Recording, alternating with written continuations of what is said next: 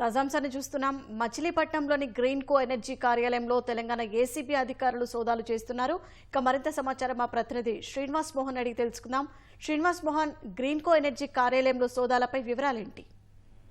షాహీన్ ఈ రోజు ఉదయం 10 గంటల తర్వాత తెలంగాణ నుంచి వచ్చినటువంటి ఏసీబీ అధికారులు మచిలీపట్నంలో ఉన్నటువంటి గ్రీన్ కో కలెక్టరేట్ సమీపంలో ఉన్నటువంటి గ్రీన్ కో ఎనర్జీ కార్యాలయం వద్ద ప్రాంతీయ కార్యాలయం వద్ద తనిఖీలు చేపట్టడం జరిగింది. సుమారు 10 మంది వరకు ఏసీబీ అధికారులు 3 బృందాలుగా ఈ ఇంటి వద్దకు చేరుకోవడం జరిగింది.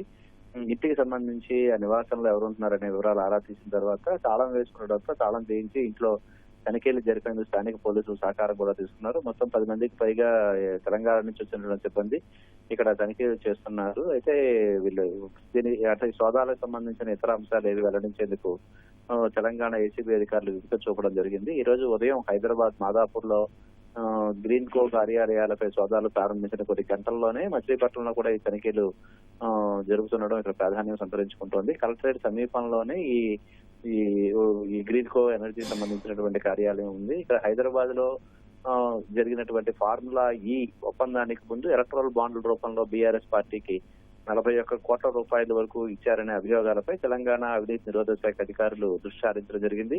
2022 అక్టోబర్ 25న ఈ ఫార్ములా ఈ రేసు నిర్వహణకు సంబంధించి ముందే త్రైపాక్షిక ఒప్పందం జరిగింది. అంతకు ముందు అదే ఏడాది ఏప్రిల్లోను అక్టోబర్లోను 41 కోట్ల రూపాయలు గ్రీన్ కో అనుబంధ సంస్థలు ఎలక్ట్రల్ బాండ్ రూపంలో బీఆర్ఎస్ పార్టీకి సమకూర్చినట్లుగా ఏసీబీకి ఉన్నటువంటి ఫిర్యాదుల మేరకు ఇక్కడ ఈ తనిఖీలు జరుపుతున్నారు. ఇందుకు సంబంధించి ఇక్కడ మచిలీపట్నంలో ఉన్నటువంటి కార్యాలయంలో ఏమైనా ఫైళ్లు అలాగే ఇతర వివరాలు అనుబంధ పత్రాలను సేకరించే విషయంలోనే ఇక్కడ సోదాలు జరుగుతున్నాయి. మచిలీపట్నంలో ఏస్ అర్బన్ డెవలపర్ అనే కార్యాలయంలో ఇక్కడ తనిఖీలు చేపట్టడం జరుగుతోంది. అయితే ఈ గ్రీన్ కో ఎనర్జీకి సంబంధించింది కాకినాడ నుంచి వైసీపీ అభ్యర్థిగా 2024 ఎన్నికల్లో పోటీ చేసినటువంటి చలమలశెట్టి సునీల్కి సంబంధించిందిగా ఏసీపీ అధికారులు చెప్తున్నారు. ఇవన్నీ ఇక్కడ ఈ చలమలశెట్టి సునీల్ కృష్ణా జిల్లా మచిలీపట్నం నివాసి. ఈమె తల్లి వెంకటలక్ష్మి గతంలో మచిలీపట్నం మున్సిపల్ చైర్మన్ గా కూడా పనిచేశారు. తెలంగాణ నుంచి ఉదయాన్నే ఏసీబీ బృందం మచిలీపట్నం చేరుకొని తమ ఉన్నతాధికారుల ఆదేశాల మేరకు తనిఖీలు జరుగుతున్నట్లుగా మాత్రమే అక్కడ పేర్కొంటున్నారు.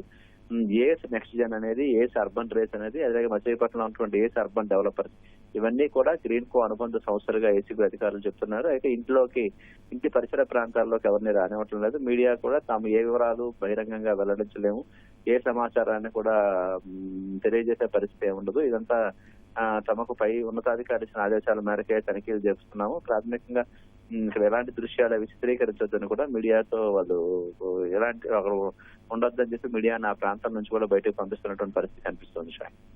ధన్యవాదాలు శ్రీనివాస్ మోహన్.